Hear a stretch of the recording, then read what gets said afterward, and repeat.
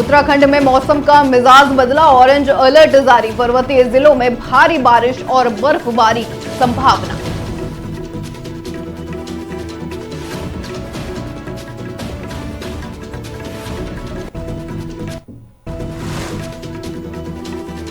बसंत पंचमी पर गंगा घाटों पर भक्तों की भीड़, हर हर गंगे की गूंज, पीले वस्त्रों में श्रद्धालुओं ने गंगा स्नान कर पुण्य कमाया।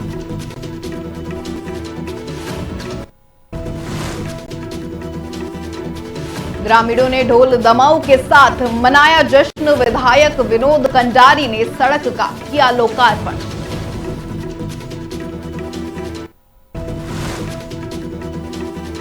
राजमहल में धार्मिक विधि विधान के साथ बद्रीनाथ धाम के कपाट खुलने की घोषणा, कपाट खुलने की तिथि होगी आज तय।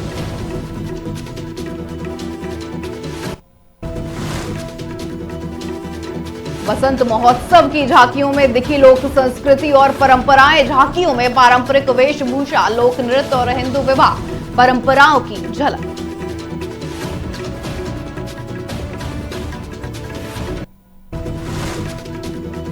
नमस्कार, आप देख रहे हैं न्यूज टीवी इंडिया। मैं हूं आपके साथ स्नेहा सिंह और शुरुआत करेंगे उत्तराखंड की कुछ खास खबरों के साथ।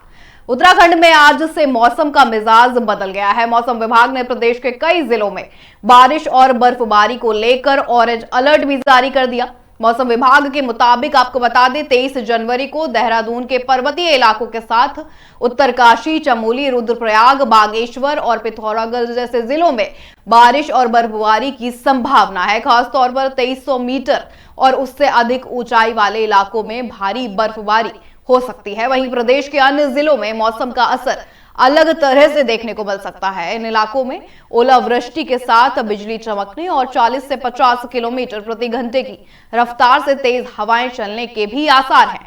मौसम विभाग ने लोगों को सावधानी बरतने की सलाह भी दी है। खासकर पहाड़ी इलाकों में यात्रा करने वालों को सतर्क रहने को भी कहा गया है। बता दें, मौसम विभाग का यह भी कहना है कि प्रदेश में ये खराब मौसम 28 जनवरी तक बना रह सकता है। ऐसे में प्रशासन भी अलर्ट मोड पर है और किसी भी आपात स्थिति से निपटने की तैयारियां की जा रही हैं।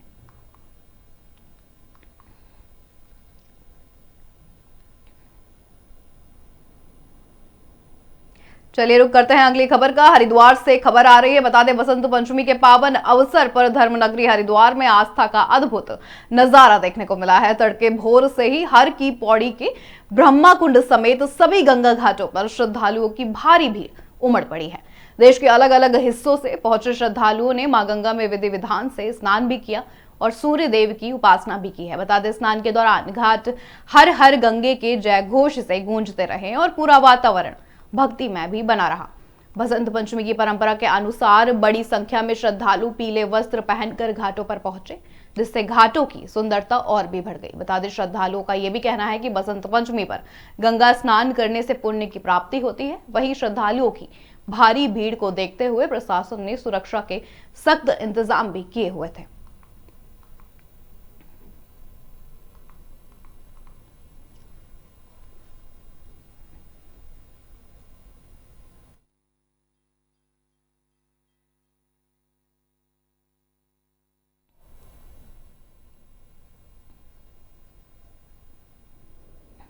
चलिए रुक करते हैं अगली खबर का, जहां देवप्रयाग विधानसभा के आपको बता दें दूरस्थ डागरपत्ती स्थित टोला गांव के इतिहास में आज का दिन स्वर्ण अक्षरों से आपको बता दें दर्ज हो गया है। करीब 40 साल के लंबे इंतजार के बाद पहली बार टोला गांव तक मोटर सड़क पहुंची है, जिससे गांव में खुशी का माहौल देखने को मिल रहा है।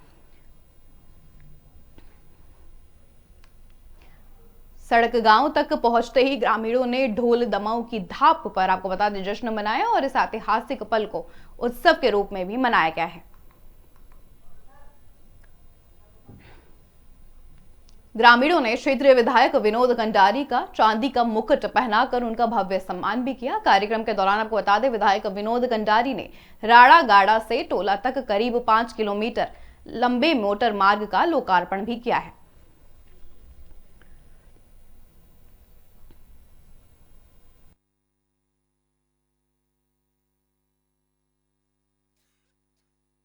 चौहान पूर्व जिला पंचायत सदस्य थातीडागर से हूँ और इस रोड पे हम लोगों ने शुरू से यार लास्ट तक काफ़ी परिश्रम किया है।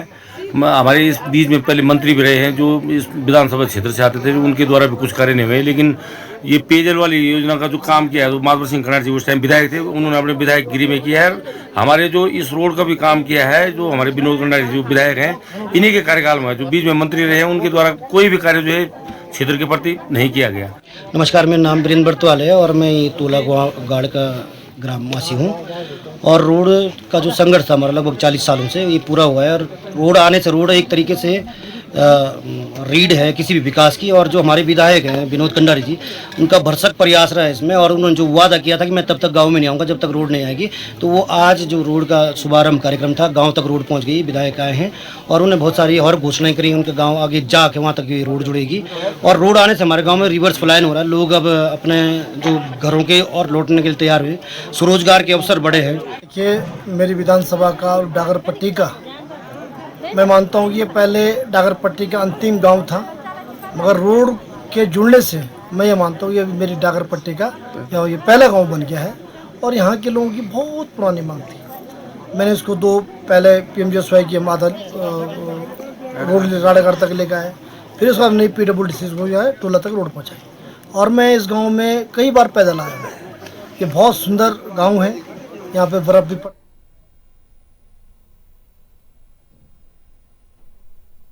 चलिए रुक करते हैं अगली खबर का। अगली खबर आ रही है नरेंद्र नगर से। बता दें आज राजमहल में बद्रीनाथ धाम के कपाट खुलने की तिथि घोषित की जाएगी।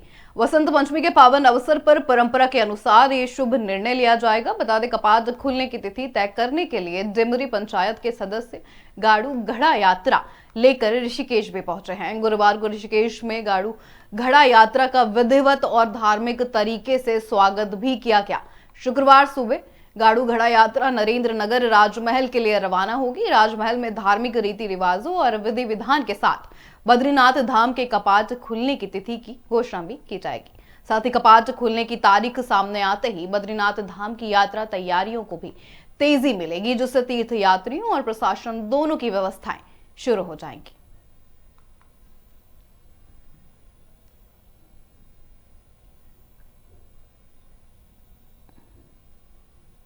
अगली बड़ी खबर आ रही है रामनगर से। बता दें कॉर्बेट नगरी रामनगर में गुरुवार को वसंत महोत्सव का भव्य शुभारंभ किया गया है। महोत्सव के उद्घाटन के मौके पर नगर में आकर्षक सांस्कृतिक झांकियां भी निकाली गईं, जिन्होंने स्थानीय लोगों और पर्यटकों का दिल जीत लिया है। बसंत महोत्सव की ये झांकियां टेढ़ा road, Kotdwar road, Ranikhet road और कोसी रोड समेत नगर के कई हिस्सों से होकर गुजरी हैं।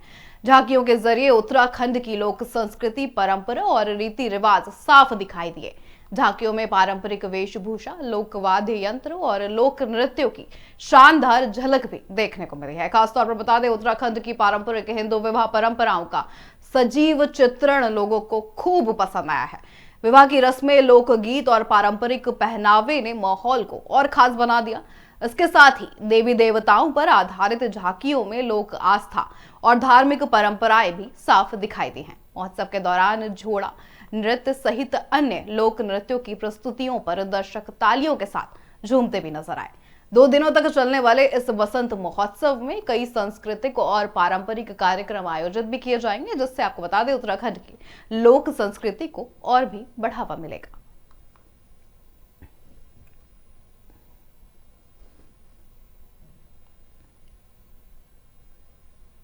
चलिए रुक करते हैं अगली बड़ी खबर का। हरिद्वार से बड़ी खबर आ रही है। बता दें केंद्रीय गृह मंत्री अमित शाह के 2 दिवसीय उत्तराखंड दौरे का सबसे प्रतीकात्मक पड़ाव हरिद्वार में देखने को मिला है। कार्यक्रमों के अंतिम चरण में वे सीधे निरंजनी अखाड़े पहुंचे। जहां अखाड़ा परिसर स्थित प्राचीन हनुमान मंदिर में उन्होंने विधि विधान से पूजा अर्चना की है और संत समाज से मिलकर आशीर्वाद भी प्राप्त किया है।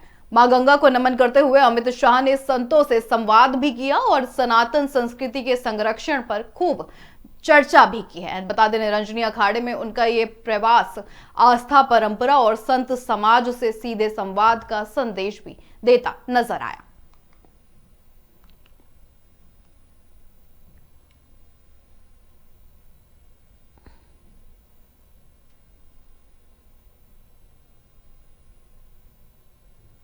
चलिए रुक करते हैं अगली खबर का। समाजवादी पार्टी ने प्रदेश की राजनीति में बड़ा कदम उठाते हुए युवा संत महंत, आपको बता दें, शुभम गिरी को कार्यकारी प्रदेश अध्यक्ष नियुक्त कर दिया है। ये नियुक्ति 2027 विधानसभा चुनावों को ध्यान में रखकर भी की गई है, जिससे सपा संगठन को नई ऊर्जा मिल सके और प्रदेश में राजनीतिक जमीन मजबूत भी हो सके। बता दें, जिम्मेदारी संभालते हुए महंत शुभम गिरी ने पार्टी नेतृत्व का आभार भी जताया है और सपा की नीतियों को जनता तक पहुंचाने का संकल्प भी उन्होंने दोहराया है। उन्होंने कहा कि देवभूमि उत्तराखंड में हिमालय संरक्षण, पर्यावरण सुरक्षा, गंगा की निर्मलता, अंकिता भंडारी न्याय और गैरसैंण को पूर्णकालिक राजधानी जैसे मुद्दे उनकी प्राथमिकता आगे रहेंगे। साथ ही उन्होंने हिंदुत्व विरोधी आरोप खारिज किए हैं और कहा है कि पार्टी संत समाज और संस्कृति का पूरा सम्मान करती है और समाज सेवा व विकास की राजनीति में विश्वास भी पूरी तरह से रखती है। देखिए क्या कुछ और कह रहे हैं महंत शुभम गिरी।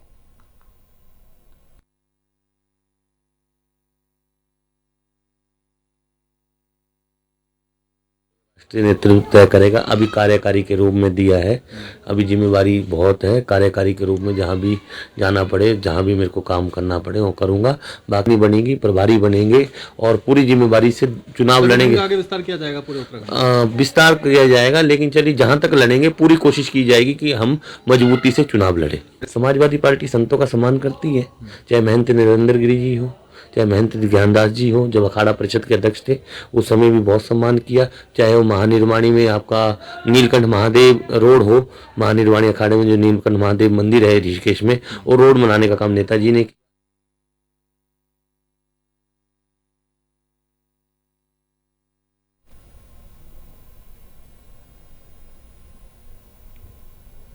चलिए रुक करते हैं अगली खबर का। रानीखेत से खबर है। बता दें, अल्मोड़ा जिले के विकास खंड भिकियासैंण के वन पंचायत नैनी सेरा, लछमोला, नोबा होले और अन्य गांवों में भालू दिखाई देने से ग्रामीणों में दहशत का लगातार माहौल बना हुआ है। ग्रामीणों की चिंता को देखते हुए वन पंचायत सरपंच के नेतृत्व में उप जिलाधिकारी और डीएफओ अल्मोड़ा को ज्ञापन भी सौंपा गया। वन पंचायत परामर्शदात्री समिति के, आपको बता दें, भिकियासैंण ब्लॉक अध्यक्ष निकेश पांडे ने यह भी साफ कहा है कि भालू के दिखने से क्षेत्र में डर का माहौल फैल चुका है। उन्होंने वन विभाग और प्रशासन से भालू को पकड़ने और क्षेत्र में गश्त बढ़ाने की मांग भी की है। वन विभाग ने ग्रामीणों से अपील भी की है कि अकेले जंगल या खेतों की ओर ना जाएं और बच्चों व बुजुर्गों को विशेष सतर्कता बरतने की सलाह भी दी है। यदि किसी को भालू दिखाई दे तो तुरंत वन विभाग या नजदीकी वन चौकी को सूचना दे ताकि समय रहते कार्रवाई की जा सके। देखिए खास रिपोर्ट। तेरा वन पंचायत के निकट भालू का दिखना एक भयावह स्थिति है, जो कि क्षेत्र में एक दहशत का माहौल फैल चुका है। भालू द्वारा चौकुटिया में भी, पहले चौकुटिया सल्ट के क्षेत्र में भी मानवीय घटनाओं को अंजाम दिया गया है। उसी के मद्देनजर आज सरपंच संगठन भिकियासैंण द्वारा प्रभागी वनाधिकारी अल्मोड़ा, वन प्रभाग अल्मोड़ा को एक ज्ञापन सौंपा गया है। साथ ही एसडीएम महोदय भिकियासैंण को भी एक ज्ञापन सौंपा गया है कि इस भालू को पकड़कर जो क्षेत्र में बना एक भय का माहौल है उसका निस्तारण किया जाए।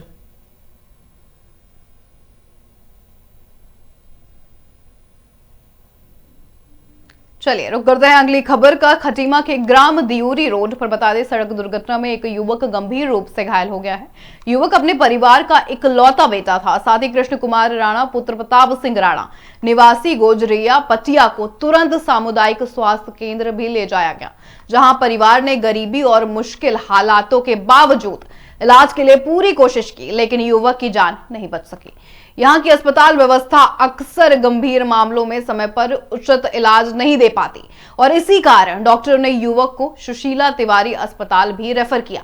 नागरिक चिकित्सालय खटीमा के डॉक्टर बीपी सिंह के अनुसार युवक को सुशीला तिवारी अस्पताल से एम्स भी भेजा गया है, लेकिन रास्ते में ही उसकी मृत्यु हो गई।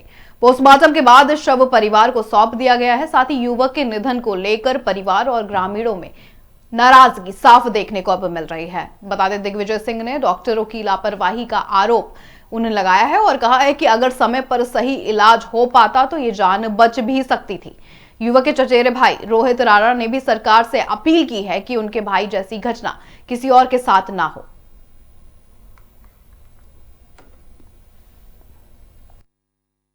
2 दिन पूर्व उक्त मरीज को अस्पताल में लाया गया था नागरिक चिकित्सालय कटिना में। प्राथमिक उपचार के बाद इसको हायर सेंटर के लिए रेफ़र कर दिया गया था सुशीला तिवारी के लिए, जहाँ पे इसके इलाज के बाद इसको आगे एम्स ऋषिकेश के लिए रेफ़र कर दिया गया था। एम्स ऋषिकेश जाते समय उक्त जो चोटिल था उसकी मृत्यु हो गई। इसको वापस यहाँ पे लाए हैं अस्पताल में, जिसका पुलिस इन्फॉर्मेशन देके पंचनामा करा के पोस्टमार्टम की कार्रवाई करी जाएगी। मेरा नाम रोहित सिंह राणा है, मैं सवारा पटिया का निवासी हूँ। मेरा भाई मैं तो ITI पढ़ता हूँ सर, तो ITI से मुझे मम्मी ने कॉल किया घर से ITI पे कि भाई का वो हो गया है, एक्सीडेंट हो गया है। तो यहाँ के पता लगा कि वो आ रहे थे कहीं से और गाड़ी में थे, किसी बुजुर्ग से टकराए और फिर उसको चोट लगी।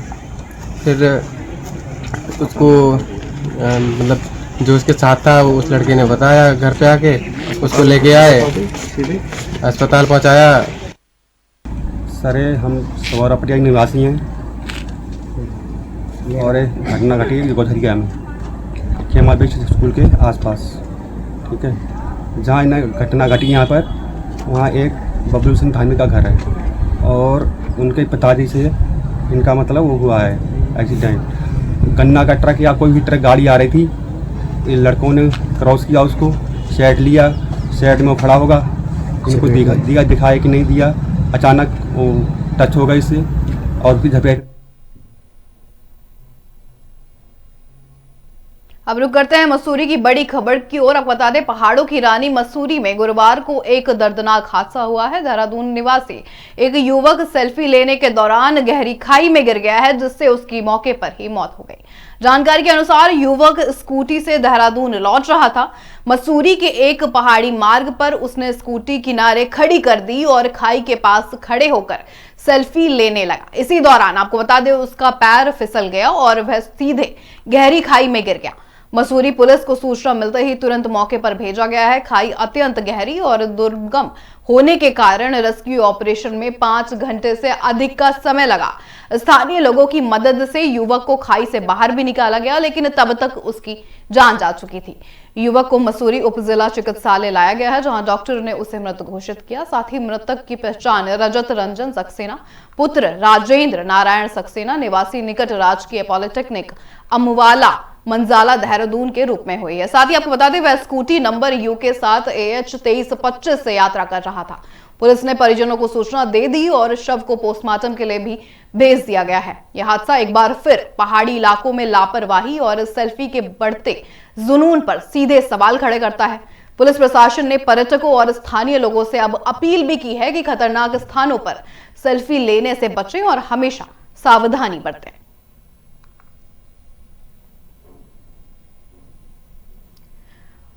बता दें, पूरे ऑपरेशन में 5 घंटे लगे हैं, क्योंकि खाई बहुत गहरी थी। इस वजह से टीम वहां पहुंच पाई, 5 घंटे लगे। उसके बाद भी युवक की जान जा चुकी थी। पहाड़ी इलाकों में लापरवाही और सेल्फी की सख्त सावधानी बरतने की अपील भी अब प्रशासन लोगों से कर रहा है। ऐसे पॉइंट्स पे जाने से बचें और अगर आप जाएं तो वहां सेल्फी लेने का खतरा ना मोड़ लें। ये मसूरी में दर्दनाक हादसा, युवक गहरी खाई में गिरा।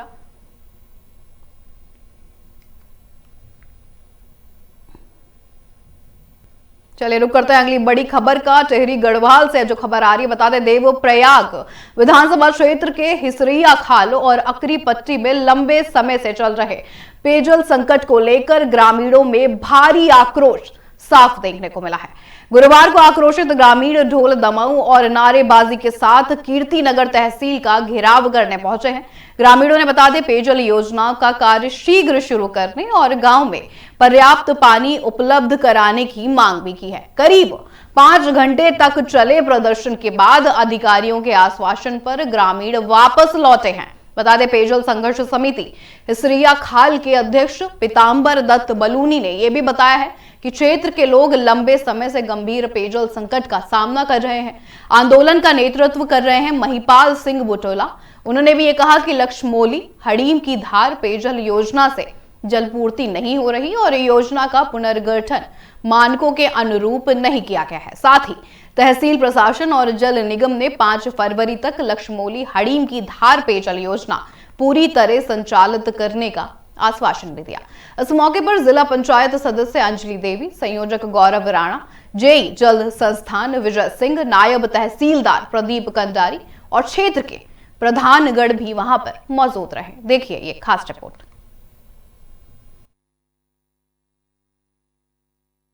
और प्रशासन की लगातार उपेक्षा के कारण पेयजल आपूर्ति जो इंसराखाल पट्टी और ओकरी पट्टी है उसमें नहीं हो पा रही है।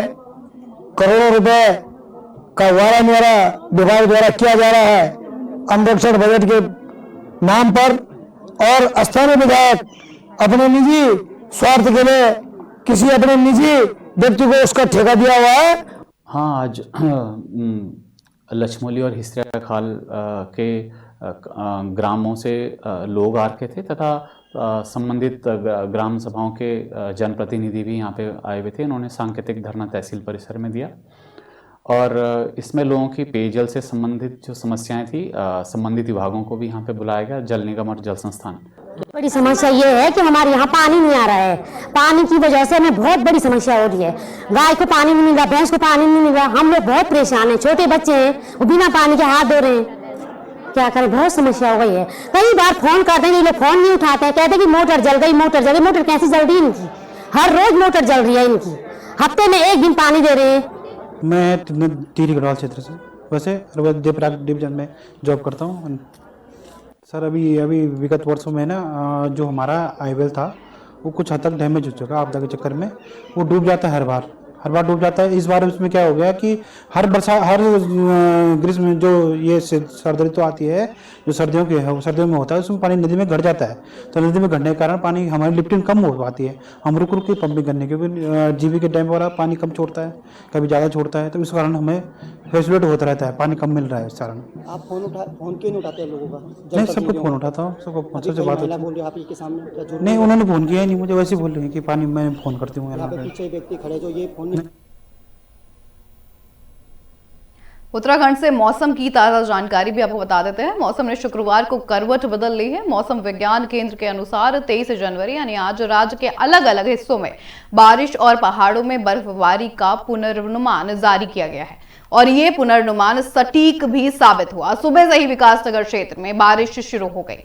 वहीं ऊंचाई वाले पहाड़ी क्षेत्र चकराता में बर्फबारी भी शुरू हो गई, जिससे ठंड में और बढ़ोतरी हुई है। विशेष रूप से आपको बता दें 2300 मीटर से ऊपर की ऊंचाई वाले इलाकों में भारी बर्फबारी की संभावना जताई गई थी। इसके अलावा प्रदेश के अन्य हिस्सों में ओलावृष्टि और आपको बता दें तेज हवाओं के आसार भी बने हुए हैं। मौसम विभाग ने स्थानीय लोगों और पर्यटकों से सावधानी बरतने की सलाह भी दी है। साथ ही प्रदेश भर में ये मौसम का मिजाज अगले कुछ दिनों तक बने रहने की पूरी संभावना है। प्रशासन ने भी सुरक्षा और राहत उपायों को बढ़ा दिया है ताकि आपात स्थिति में समय पर कार्रवाई की जा सके। अगर आप पहाड़ी क्षेत्रों की यात्रा कर रहे हैं तो बारिश और बर्फबारी के दौरान सतर्क रहने और सुरक्षित मार्गों का उपयोग करने की हिदायत मौसम विभाग ने दी है।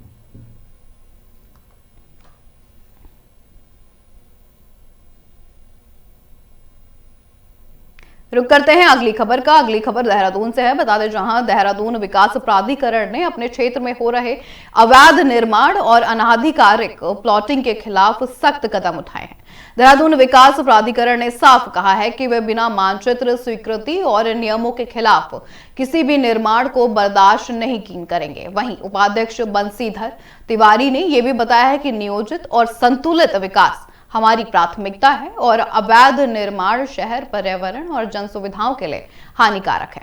प्राधिकरण ने आम जनता से अपील भी की है कि किसी भी निर्माण से पहले मानचित्र स्वीकृति अवश्य लें। भविष्य में भी अवैध गतिविधियों के खिलाफ कार्रवाई जारी रहेगी ताकि देहरादून का विकास सुरक्षित और सुनियोजित तरीके से हो सके।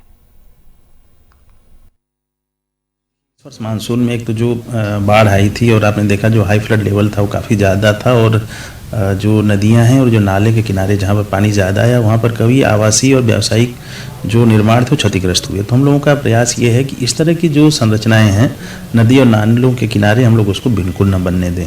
तो प्राथमिक स्तर पर तो उसके खिलाफ बहुत सघन अभियान हम लोग चला रहे हैं। साथ ही साथ जो एग्रीकल्चर लैंड यूज है और उसमें अवैध प्लाटिंग की जा रही है घर बनाने के लिए, तो उसमें जो खरीदार हैं वो परेशान हो रहे हैं, क्योंकि कृषि भूपयोग में आवासीय मानचित्र स्वीकृत नहीं होते हैं। तो ऐसे लोगों को परेशानी से बचाने के लिए जितनी भी इस तरह की अवैध प्लाटिंग है उसके हम लोग खिलाफ लगातार कार्रवाई कर रहे हैं, और लगभग हम लोग उसको बिल्कुल हम कहें कि एंड की तरफ ले जा रहे हैं, ताकि उसकी जो ठगने जैसी बात है आम आदमी उसमें ठगा न जाए। चलिए रुक करते हैं अगली खबर का। अगली खबर विकासनगर से है, जहां बता दें विकासनगर के डाकपत्थर फायर स्टेशन में सिरमौर जिले के किल्लोड स्कूल के बच्चों के लिए 3 दिवसीय कार्यशाला का आयोजन किया गया है। इस कार्यशाला में बच्चों को आग से बचने माफ करिएगा तरीके और उनके आग पर कैसे काबू पाया जा सके वो बताया गया। इसकी पूरी जानकारी फायर स्टेशन के कर्मचारियों ने दी है। बच्चों ने फायर मशीन और सुरक्षा उपकरणों को देखकर समझा भी कि आपात स्थिति में क्या करना चाहिए और क्या नहीं। इस मौके पर स्कूल के प्रधानाचार्य और शिक्षक भी वहां पर मौजूद रहे हैं। साथ ही फायर स्टेशन के इंचार्ज और कर्मचारी गरिमा थपलियाल ने बच्चों की व्यवहारिक तरीके से उनको बातचीत भी उनसे की और उनको सिखाया भी। साथ ही बच्चों ने इस कार्यक्रम में बड़ी रुचि भी दिखाई और आग से सुरक्षा के सभी नियम ध्यान से भी सीखे। इस तरह की कार्यशालाएं बच्चों में सुरक्षा जागरूकता भी बढ़ाती हैं और उन्हें आपात स्थिति में सही कदम उठाने की सीख भी देती हैं।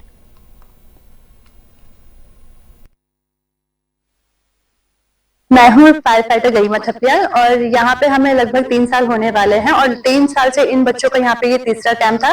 काफी ज्यादा हम नॉलेज देते हैं, हर बार अलग अलग क्लास के यहाँ पे बच्चे आते हैं और उनको हम फायर की नॉलेज देते हैं। जब से हमने फायर के बारे में लोगों को जागरूक करना शुरू किया है तब से हमें काफी ज्यादा हमें भी फायदा हो रहा है कि लोग अच्छे से जागरूक हो पा रहे हैं और आसपास जो इंसिडेंट है वो भी काफी ज्यादा कम हो रहे हैं। मेरा नाम दिव्यांशिका है, मैं राजकीय वरिष्ठ माध्यमिक विद्यालय किल्लोड सिरमौर हिमाचल प्रदेश की छात्रा हूँ। मैं 11वीं कक्षा में सिक्योरिटी सेक्टर में अपनी शिक्षा ग्रहण कर रही हूँ। फिलहाल आप यहाँ आए विकासनगर, क्या क्या सिखाया गया, आप क्या कहना चाहिए? हम 3 दिन से ओजीटी कर रहे हैं, तो उस दौरान हमें बहुत अच्छी जानकारी यहाँ के स्टाफ मेंबर्स, SDRF टीम यहाँ पे आई, उन्होंने हमें बहुत अच्छी जानकारी दी। सर, सबसे पहले तो मैं आपके चैनल का बहुत बहुत धन्यवाद करना चाहूंगा। मैं शूरवीर कुंडीर, व्यवसायिक शिक्षा, राजकीय वरिष्ठ माध्यमिक विद्यालय किल्लोड सिरमौर हिमाचल प्रदेश। अरे हिमाचल से आए, एडमिनिस्ट्रेशन में डाकपत्र आए, बच्चों को लेकर क्या कहना चाहेंगे आप? सर, ये जो प्रोग्राम है ऑन जॉब ट्रेनिंग का प्रोग्राम है, हिमाचल प्रदेश में व्यवसायिक शिक्षा बहुत ही ऊंचे स्तर पर चल रही है। उसके तहत हम सुरक्षा विषय के जो बच्चे डिस्ट्रिक्ट सिरमौर राजकीय वरिष्ठ माध्यमिक विद्यालय की। चलिए रुक करते हैं अगली बड़ी खबर का। बता दें देहरादून पौंटा साहिब नेशनल हाईवे पर कल्याणपुर के पास एक भीषण सड़क हादसा हुआ है, जब एक कार में अचानक तकनीकी खराबी आ गई और उसके पहिए जाम हो गए। कार रुकते ही पीछे से आ रही मोटरसाइकिल सीधे कार से टकरा गई। ये टक्कर इतनी तेज थी कि मोटरसाइकिल के पर खच्चे उड़ गए हैं और कार का पिछला हिस्सा भी क्षतिग्रस्त हो गया। बता दें इस हादसे में मोटरसाइकिल सवार 2 मजदूर लहूलुहान होकर सड़क पर गिर पड़े। मौके पर अफरा तफरी भी मच गई, लेकिन मानवता अभी भी जिंदा है, इसका उदाहरण भी देखने को मिला। हादसे की खबर मिलते ही स्थानीय गांव वालों और समाज सेवी ने बिना किसी देरी के तुरंत घायलों को समय रहते अस्पताल भी पहुंचाया, लेकिन उनकी हालत अभी भी नाजुक बनी हुई है। बता दें हादसा ये याद भी दिलाता है कि सड़क पर रफ्तार और तकनीकी समस्याओं का तालमेल बिगड़ने पर परिणाम कितना खतरनाक हो सकता है।